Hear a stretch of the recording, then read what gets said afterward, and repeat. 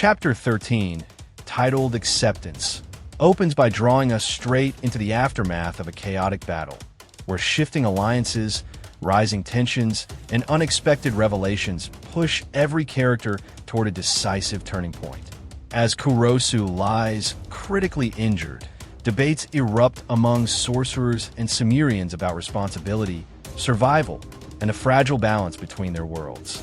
The conflict deepens as Debura's overwhelming presence escalates fear, forces difficult choices, and exposes the limits of even the strongest sorcerers.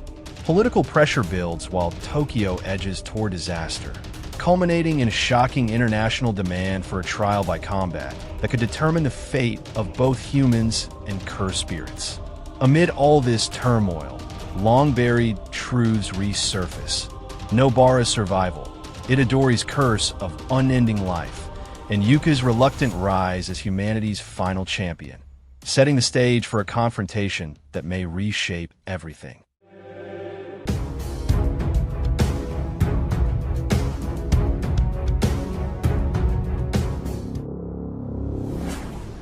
Oh yeah, so we can keep interacting and making the anime storytelling world even more fun together. Don't forget to subscribe, hit the like button, and drop your thoughts in the comments to keep the vibe going. Alright guys, let's jump straight into the discussion. Let's go. Chapter 13 carries the title Acceptance, fitting perfectly with the major conflict running through the story. The chapter opens with Kurosu lying in a hospital bed after being shot during the battle in Tokyo. Maru watches him in disbelief, immediately asking how Kurosu ended up getting shot.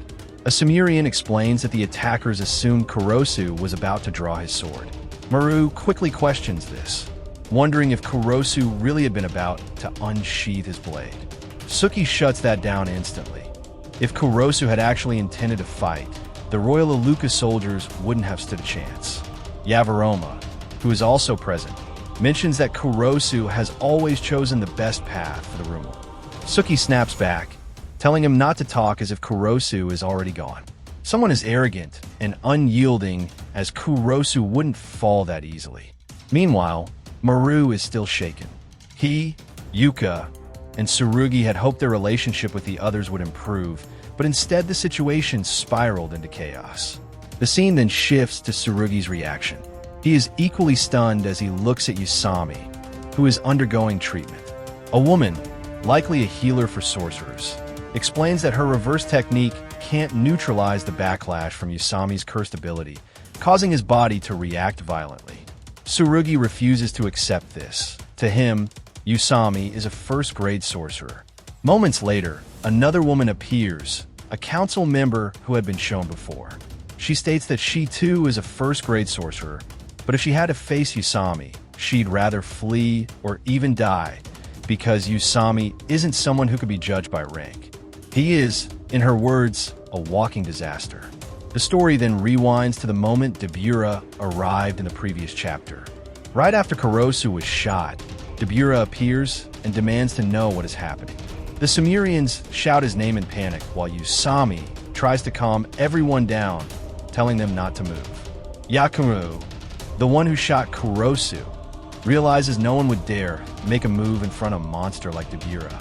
His overwhelming aura terrifies even the sorcerers, who know they stand no chance against him, even though Yakimaru should have known better than to strike Kurosu in the first place. Seeing Kurosu's critical condition, Debura remembers the promise he made to Dula to protect the Rumal. He asks again what happened. Suki explains that the creatures emerging from the ground were carrions, and Jabaroma adds that their appearance caused everything to fall apart. But Yakimaru fiercely denies it, insisting those beings were curses, not carrions. In an instant, Debura appears right in front of Yakimaru, terrifying him to the point he can't speak. Usami senses the danger and quickly uses his speech technique, commanding Debura not to move. The technique works for a moment, but too late. Debura had already torn off one of Yakimaru's arms. The scene is brutal. Usami realizes Debura moves far faster than he anticipated. Although his ability managed to halt Debura, the first attack had already landed. Yakimaru screams in agony as he collapses, and Yavaroma begs Debura to calm down. Things worsen as Usami's throat and hands begin suffering agonizing backlash from his technique. Debura recognizes Usami's power and notes that it is a Jujutsu ability from the human world. Yakiru writhes on the ground while the watching sorcerers panic. Debura can ignore Usami's cursed speech almost completely, and the more Debura moves, the more severe the backlash on Usami becomes. Despite the pain tearing through his body, Usami forces himself to apologize for the shooting and pleads with Debura to give them a chance to handle the situation properly. Kneeling before him, Usami acknowledges he cannot win against someone like Debura. Debura finally states that Kurosu may die because of his injuries. Usami desperately asks for a chance to save him. Debura responds that one Kurosu is worth the lives of 13 of Usami's subordinates. The sorcerers pale. They know they cannot face Debura and survive. In a final act of resolve, Usami offers his life in exchange for everyone else's. His determination reminds Debura of Do, his old friend who once made the same sacrifice for his people. Remembering this, Debura finally yields and agrees to step back. He calls out to Yavaroma and says, "We're leaving." As the chaos finally settled, one person immediately accepted the situation without hesitation. When he turned around, Dora muttered that the Carrion were once again behind this incident. It's worth remembering that the Carrions had already sparked a major conflict with Deskunt when they killed the daughter of its leader. And now, it seems they've become the source of yet another clash, this time involving humans. Once Usami confirmed that he had saved everyone, his body collapsed to the ground. His injuries were far too severe, leaving Mino shouting his name in panic.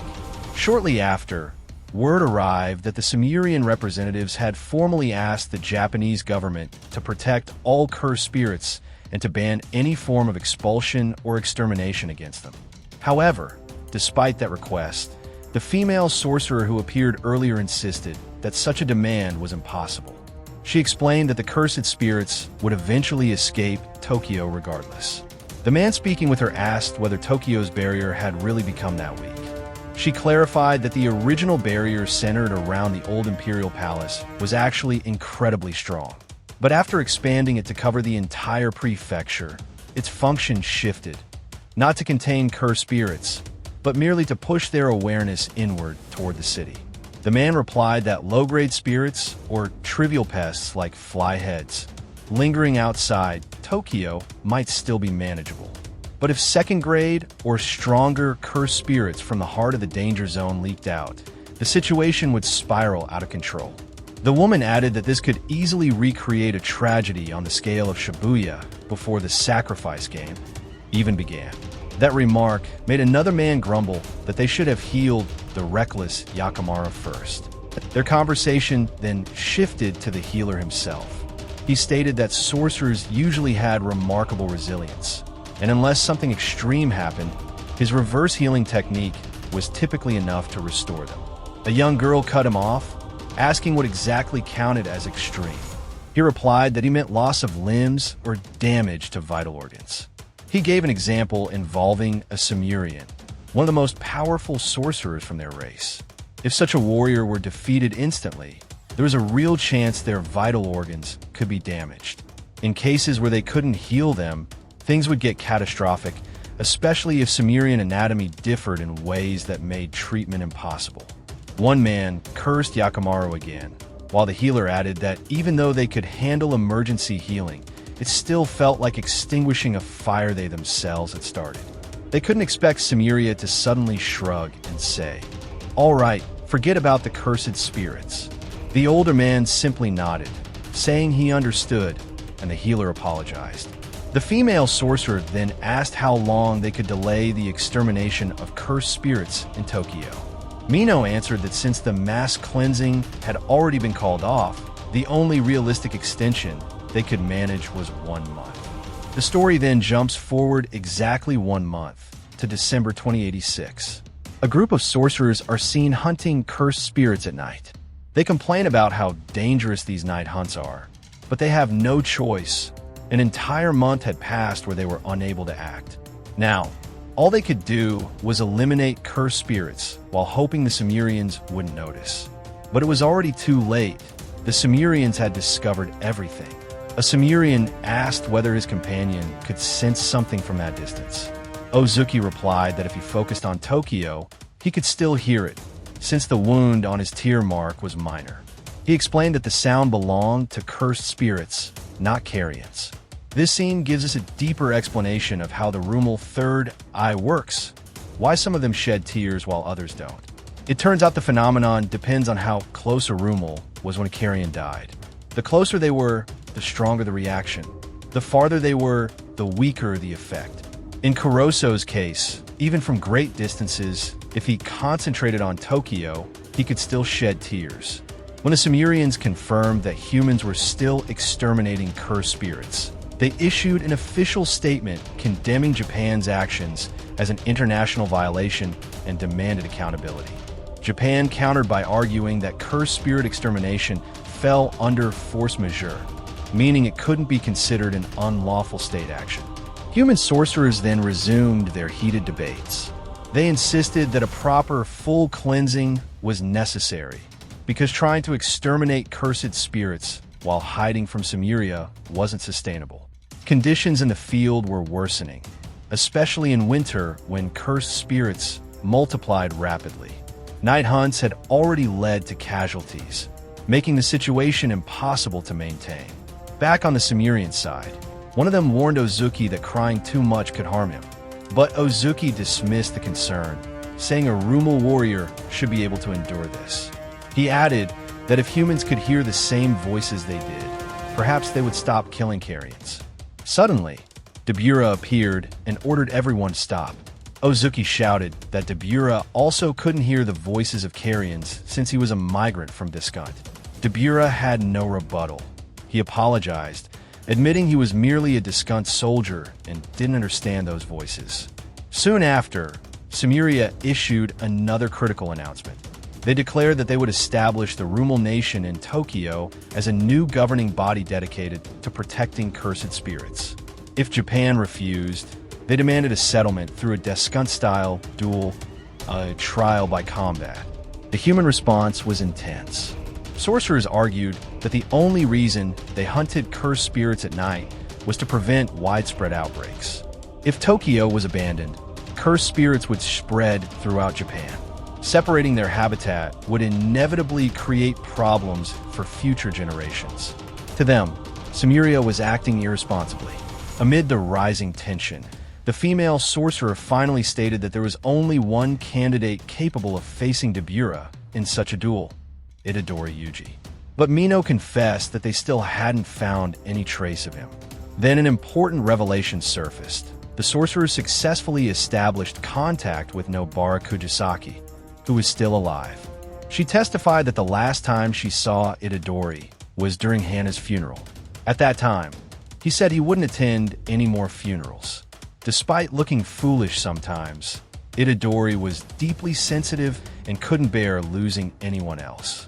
Nobara believed that Itadori never imagined his grandfather's final wish would ever lead to something like this.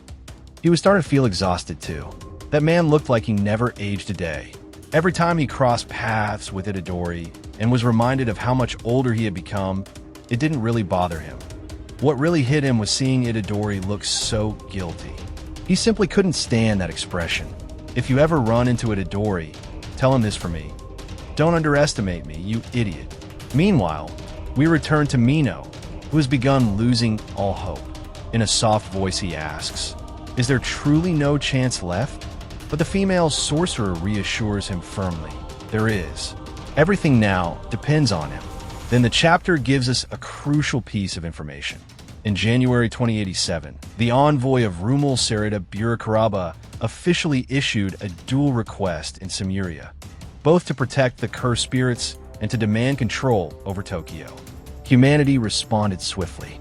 Japan, representing Earth, appointed Okatsu Yuka as their champion. Yuka personally accepted the mission, and so began the official duel, Earth-Japan versus the Sumerian Empire. The chapter ends with an announcement that the next 2 chapters will feature colored pages. Absolutely wild. There's no denying it. This chapter was spectacular. So many major reveals were packed into it. First, Nobara is alive. For the longest time, everyone assumed she died midway through Jujutsu Kaisen. Yet she ends up being one of the longest surviving characters in the story. It's shocking, but incredibly satisfying. More importantly, Nobara finally clarifies Yuji Itadori's condition. As many suspected, Itadori no longer ages. This becomes a tremendous burden, because he will eventually watch everyone he loves die before him. It's a fate he never wanted. After Hana's funeral, he distanced himself from everyone, an understandable reaction to the pain he carries. We don't even know if he attended Yuta's or Maki's funerals. Still, Gij keeps pushing Itadori in his suffering, even now. It feels like Gij refuses to let him have a moment of peace. And when Nobara says Itadori cannot fulfill his promise to die surrounded by the people he loves, it strengthens the possibility that Yuji may truly die in Jujutsu Kaisen Modulo. Ideally, he would be allowed a meaningful death with the people closest to him by his side, but that depends entirely on whether Gij allows it. Another major topic is the duel between Yuka and Debura. Since Itadori vanished after Usami's downfall, the only remaining candidate capable of facing Debura is Yuka. On paper, this sounds impossible, but there are reasons Yuka might stand a chance. The biggest factor is, of course, Rika. We know Rika is an overwhelming source of power.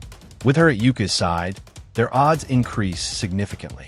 And because Yuka doesn't have much time left, he could forge multiple binding vows, sacrificing his lifespan to gain tremendous strength. Even so, Yuka's current abilities are nowhere near Debura's. The sorcerers will need a way to boost Yuka's level quickly. We also still don't know if Yuka truly inherited the 10 Shadows technique. Imagine if he could actually summon Maharaga, as many fans predicted long ago. If that happened, the fight would be far more balanced. Rika and Maharaga fighting alongside Yuka against Debura. That would be an insane matchup.